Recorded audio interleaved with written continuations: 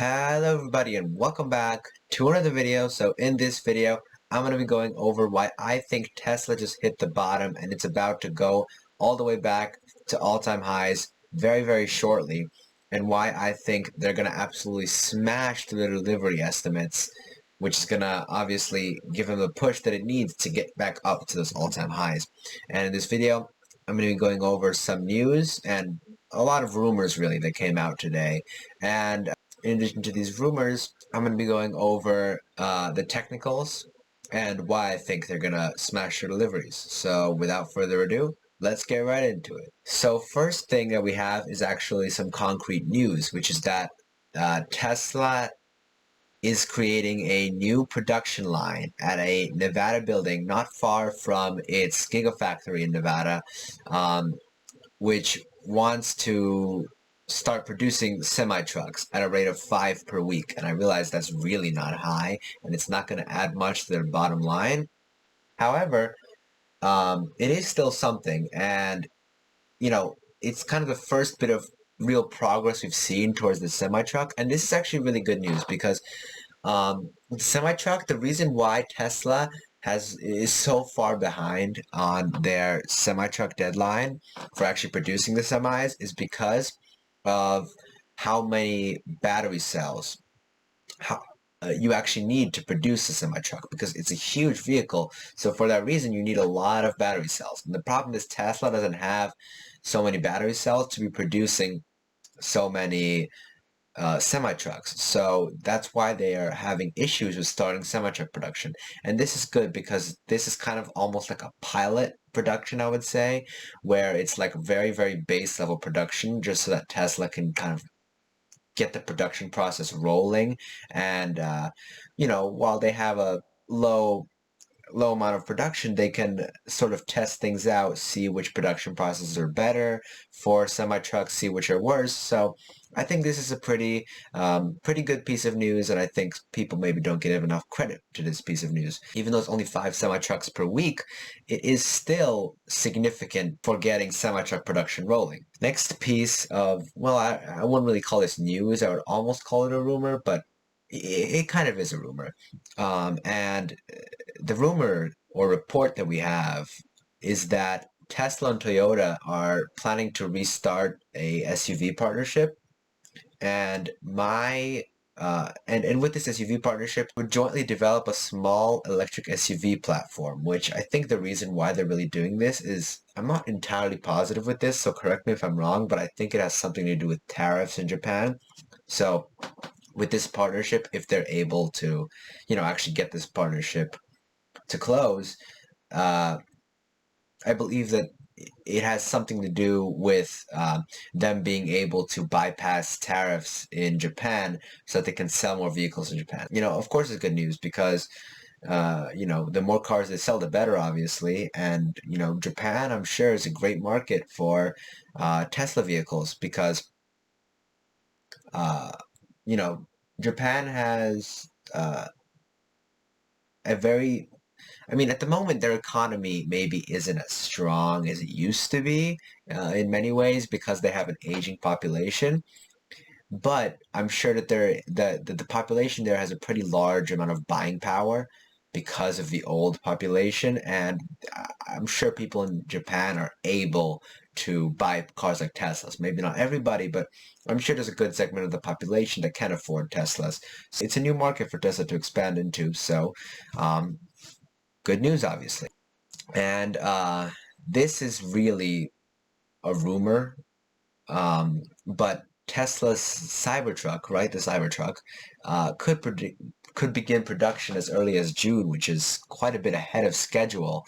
And the reason for this is because the Cybertruck is planned to be built at the Gigafactory, Texas. But while this factory is being built, sources say that Tesla has a small pilot Cybertruck production line at the company's Fremont factory in California.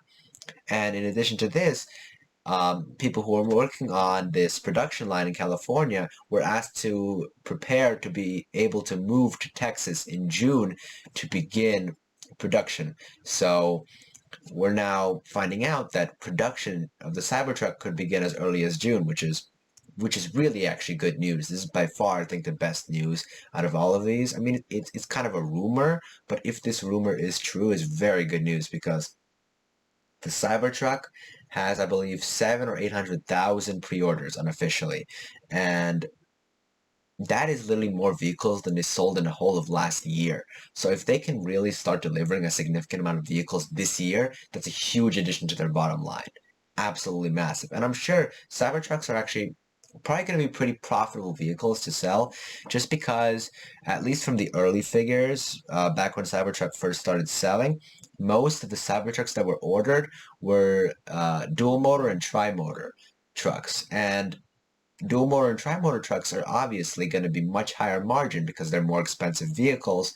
And generally, when automakers sell higher performance cars, which are like kind of upgrades from another sort of trim, I guess, of the same vehicle, they generally factor in extra margin, every single trim up you go. So let me kind of explain that, right? So say Ford is selling. No, let's go with the Cybertruck, right?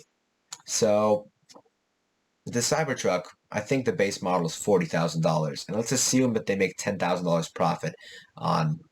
That's their margin, $10,000 on the $40,000 car, and it's probably lower than that. But you know what? For argument's sake, $10,000 on a $40,000 Cybertruck. Most likely their margin isn't going to be exactly the same. It isn't going to be the exact same 25% for the dual motor. It's probably going to be more like 30% because they factor in extra margin. So instead of it going from $10,000 profit to say $11,000 or $12,000 profit, it would be more like an increase to $13,000, $14,000 profit. And I hope you guys understood what I just said. But basically, Cybertruck should be a rather profitable vehicle for them. So if they can really get a significant amount of Cybertrucks delivered this year, like 100,000 or more, huge addition to their bottom line. Absolutely massive. So this is a great piece of news if it is real news. It could just be a rumor, but we'll see. On to the technicals. The reason why I think Tesla has found a bottom, not necessarily just because, technically speaking, things are looking pretty promising, but because I think they're going to smash through their deliveries estimates.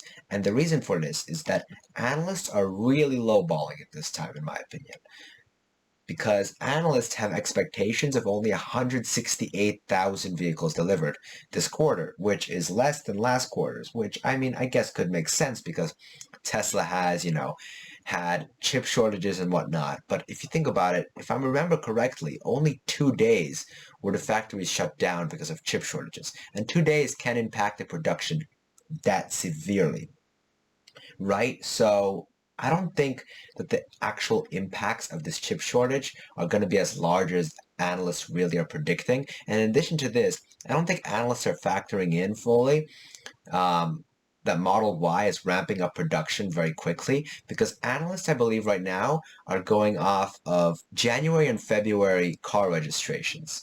And they're doing very, very sort of low estimates for March registrations. And I believe that March they're going to have quite a bit of growth because the Model Y is ramping production in China. So the production is getting higher and higher. So for this reason, I think they're going to be underestimating how many cars they actually deliver in March. And in addition to this, Tesla's always famous for its end of quarter pushes, where it produces an enormous amount of vehicles in the last week or two before the end of quarter. And that's what's happening right now because there was some drone footage of the Fremont factory from yesterday, and it shows a huge amount of vehicles moving in and out, huge amount of Teslas being transported. And this is obvious because Tesla is doing a big end of quarter push. So I think analysts are significantly underestimating March's numbers, which is going to put them significantly under the delivery numbers in general.